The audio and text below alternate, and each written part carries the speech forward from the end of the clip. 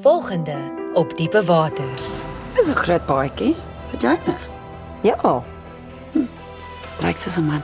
Dankie dat julle net weer eens vir my bewys het, ek het niemand aan my kant nie. Jan is die enigste een wat my verstaan.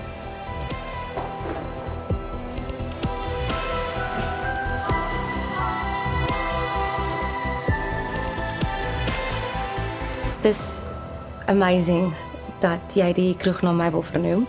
Jy wil ek eintlik hê nie. Nee, Brenda was reg om hom nie te vertrou nie. Hy het verander om wandare by 'n vorige behandelingsentrum toe te smeer. Sy ouderdom het niks uit te vaar daarmee nie. Hy is net nie lekker in sy kop nie. 'n Ouer mens het niks by 'n jong volwassene te verloor nie. Hulle moet hulle net uitlos.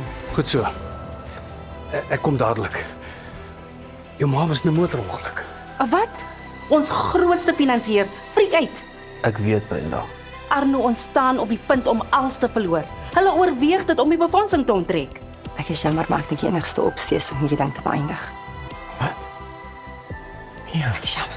Dis beter so.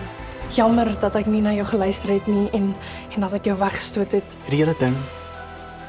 Dit het gemors met my kop aan nie. Tammy was reg. Een vrot appel maak nie die hele boom sleg nie. Ons goeie werkie oortref die een voorval. Ek wil nie meer strength and conditioning afrig nie. As jy nie jou verpligtinge kan nakom nie, dan het ek nie plek vir jou hier nie.